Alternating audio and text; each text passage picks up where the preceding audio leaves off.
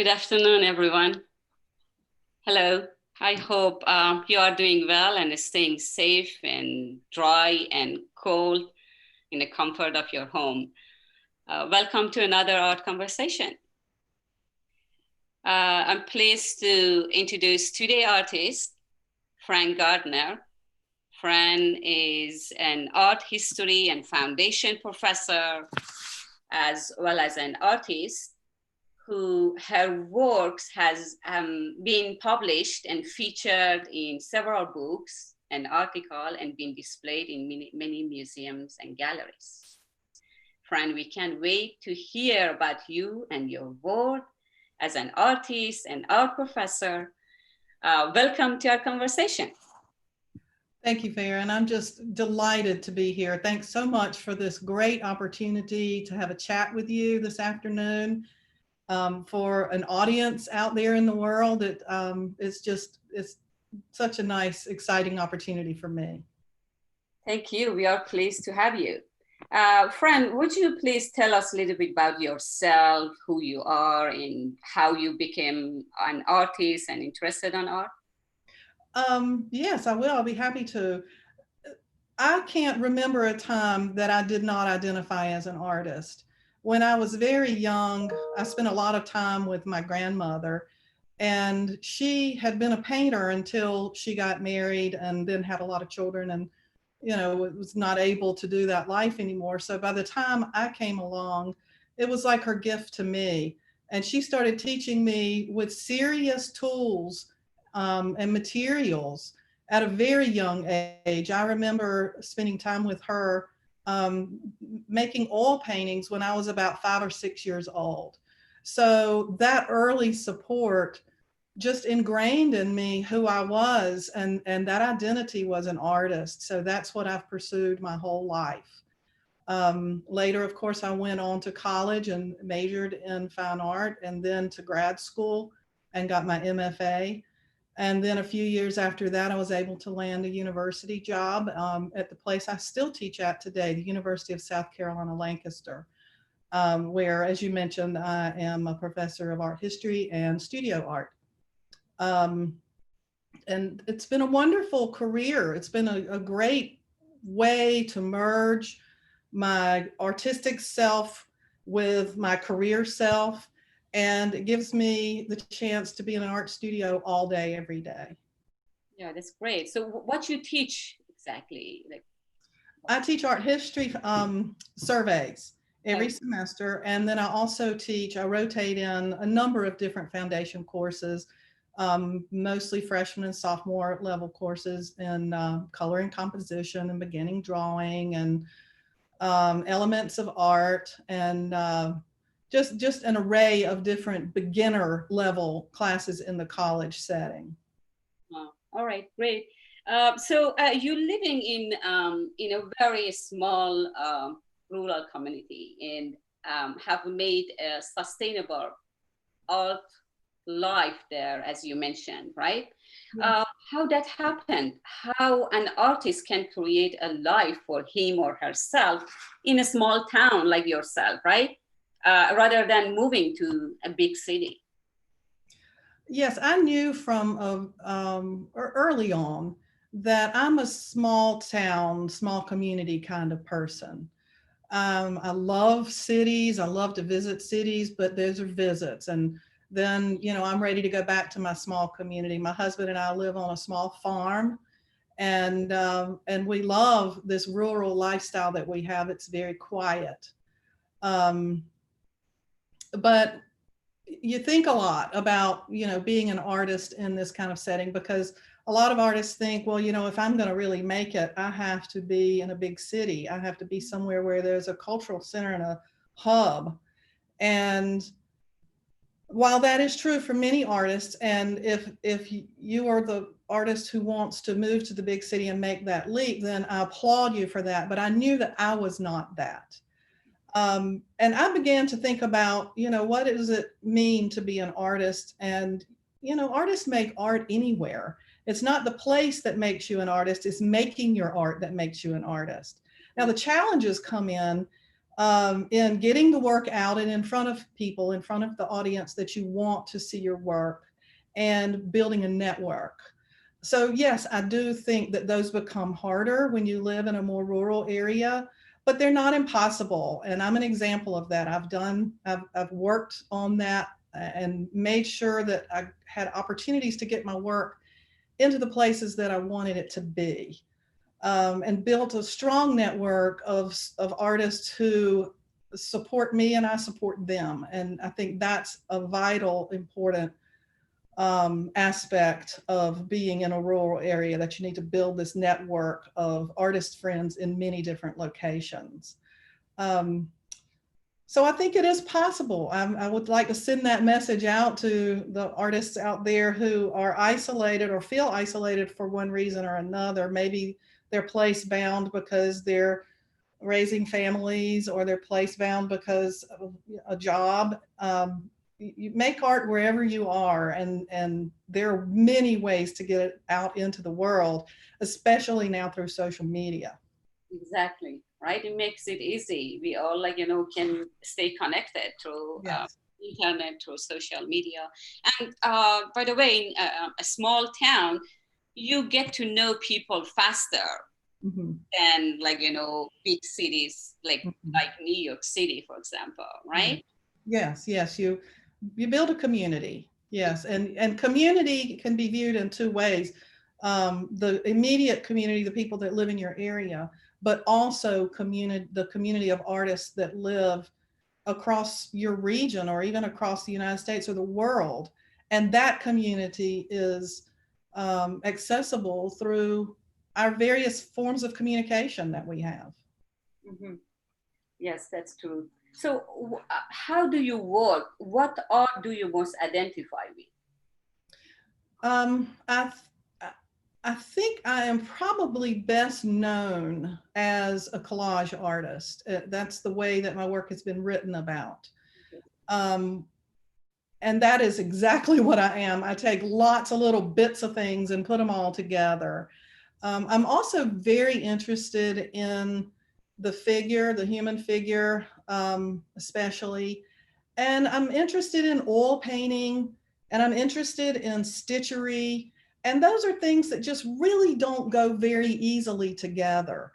And so one of the challenges of my materials and my process is how to pull all these various bits of information together and all these different types of techniques that I really enjoy working on, and make them look like they fit together in the same picture plane. So I do a lot of constructing and deconstructing. I'll sew a big passage of a piece, and then I'll cut it all up and reposition it, and pull pieces that have been discarded and layer them in all around the figurative image, until I can see that composition falling together. Since you mentioned this, you choose some images which they have no connection. In this article, Layer Upon Layer, you quote something. You said, I have this need to put together images that don't seem to have a relationship. So how you create the connection between those images which there is no relationship? The connection, I think I usually find the connection through color. The color is what a repeated color, or maybe even a repeated pattern, that will pull the image together and give it structure. Okay. Even if the different parts don't seem like they should fit together, or that they do fit together, when you find that element, that compositional element that holds it all together, then suddenly that stuff just looks really natural together. Exactly. So I do think a lot about compositional elements and how they offer structure to the piece, especially if I'm using so many different techniques and so many different types of images.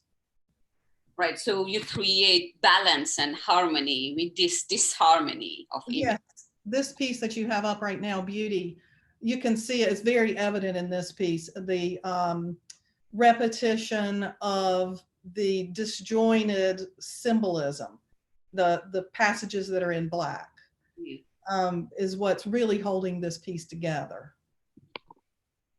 All right, exactly. So you do collage, mixed media, you include painting, drawing, stitchery, wood. How you choose those material? Is there a connection between the material you choose to employ and the subject you want to paint? The figures are just so much fun to paint in oils because the oil paint is so buttery and it smooths on, and the surfaces are just lush and lovely. So I choose oil paints usually when I'm doing figurative work. I also use acrylic paints for the drying factor.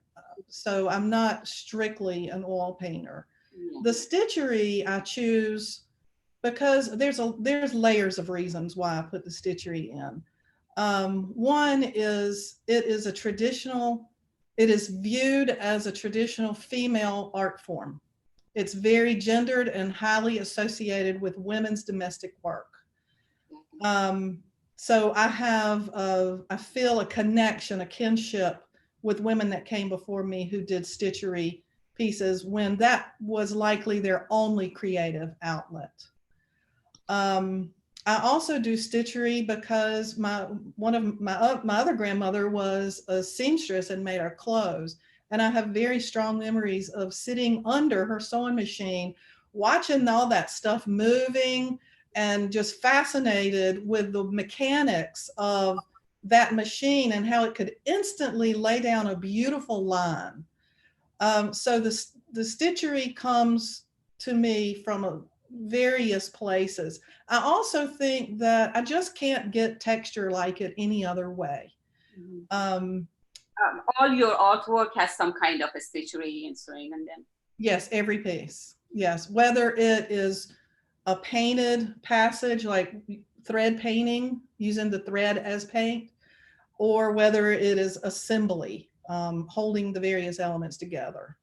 It always has stitchery, and it doesn't feel finished until I have that. Yeah, that's true. So I have a very short video of you doing this like process. I would like to display it here, and then you can see. Very short. Yeah, so this is all these pieces we see here laying on this table. They have kind of stationery. Is you sew or like lay around, you collage and put them together on a canvas?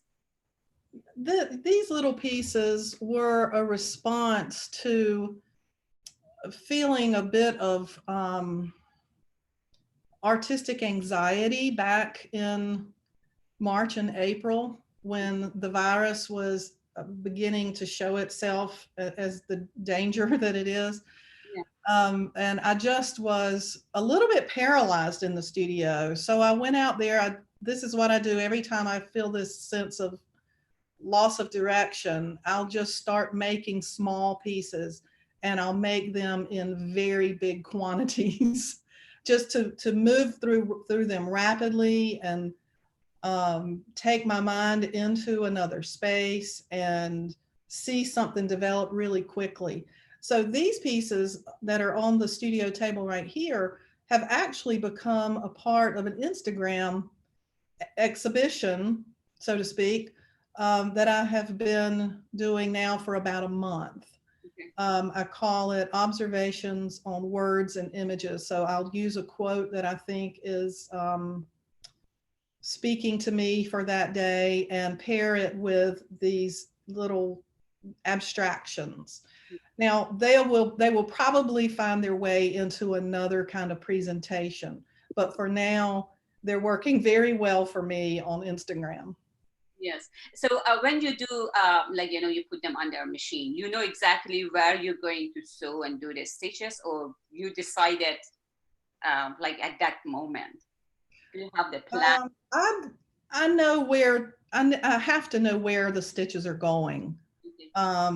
Otherwise you might sew your finger right into it. So yeah, I kind of know where the stitches are going when I put it under the sewing machine. Okay. All right. So you also, one of your interests is language and asemic writing, right?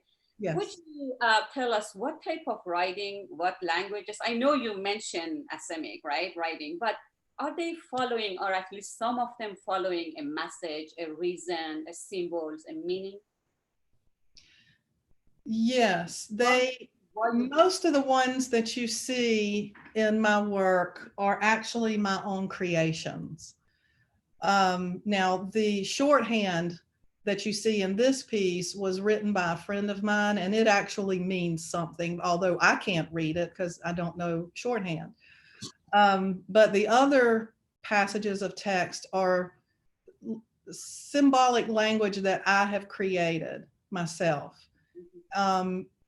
Asemic means, or the definition that you'll get if you look it up in the dictionary, says something like No meaning. Language with no meaning.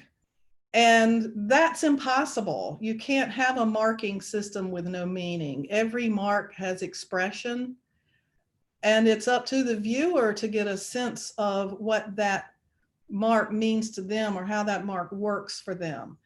They rarely, well, I do sometimes use written, readable language in my work, but most of the time it is an allusion to language. And that interest, the interest in that is how we have devised so many systems of communication, and they're brilliant ways of communicating all the way back from cave art to yesterday. There are just brilliant ways and numerous ways that humans have devised to try to communicate with each other. And sometimes we still fall short, right? Sometimes we still can't communicate very well.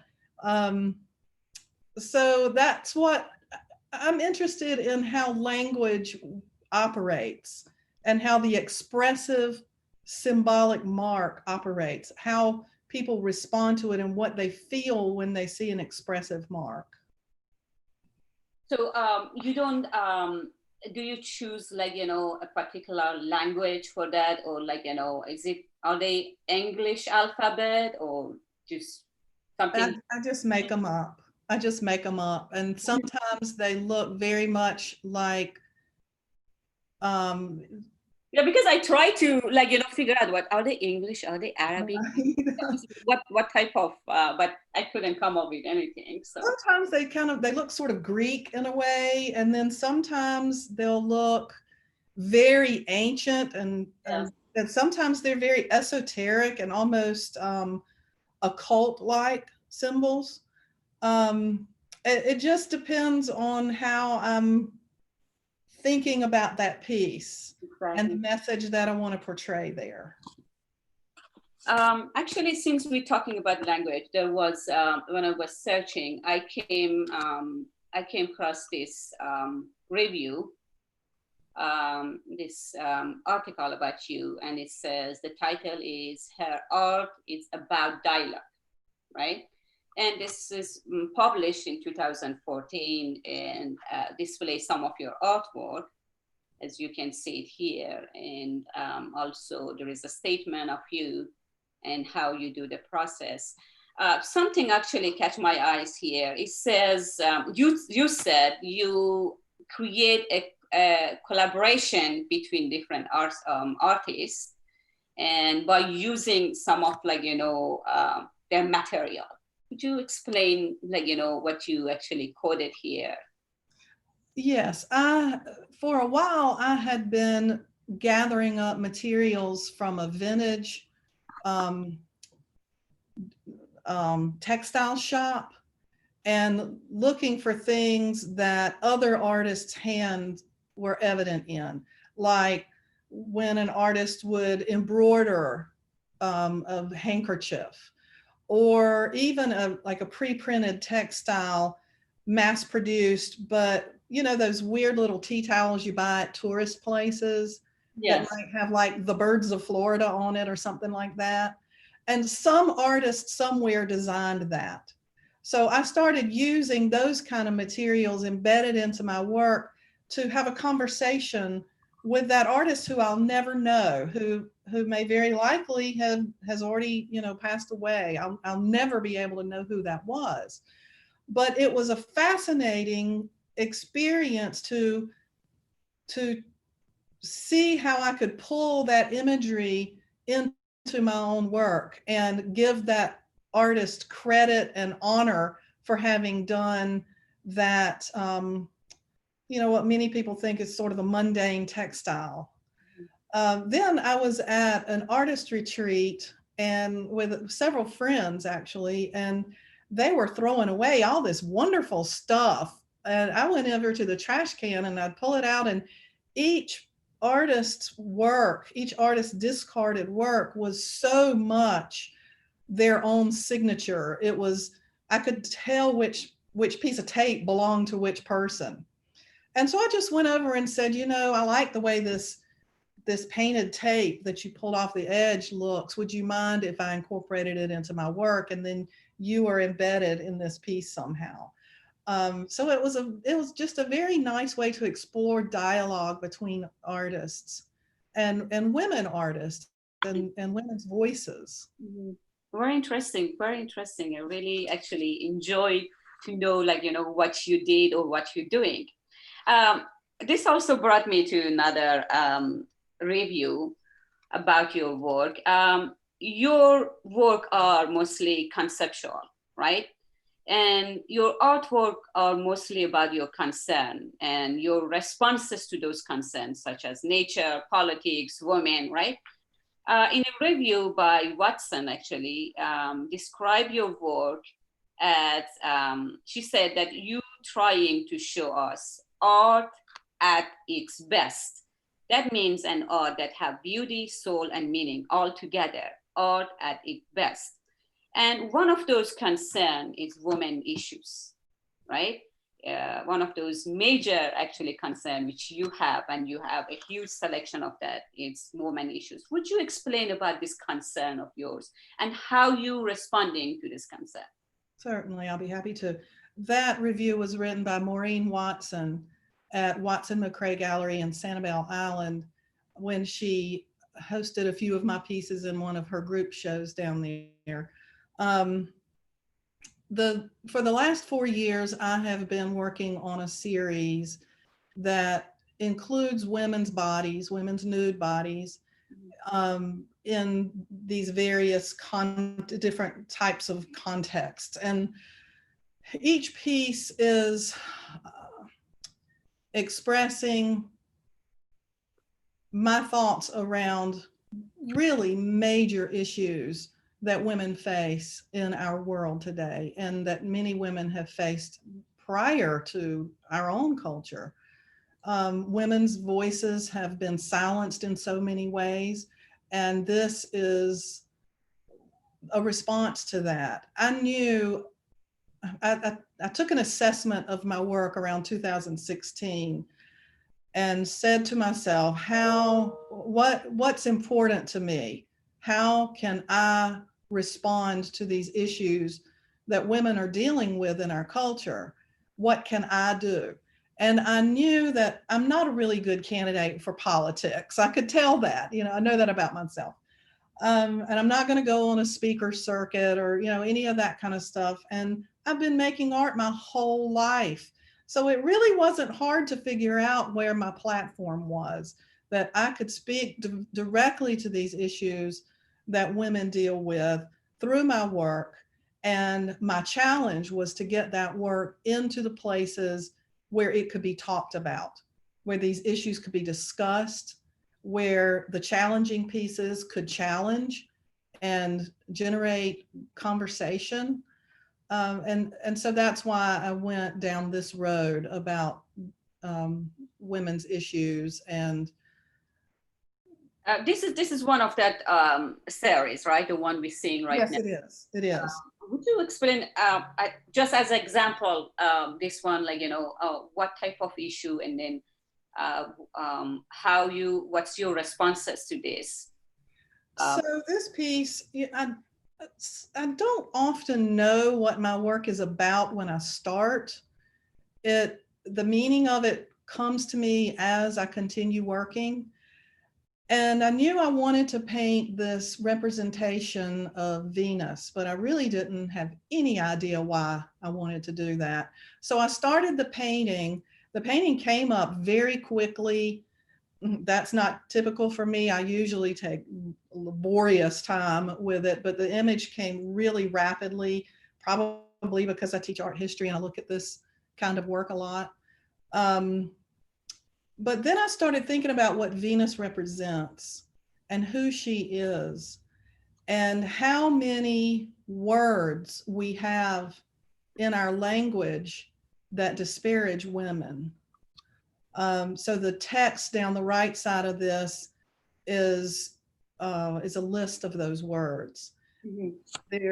They're easy to read if you know that's what you're looking for. Now I'm trying to read. The words, the panel points right back to her. So I started thinking about how we judge and label, in effect, how we measure women.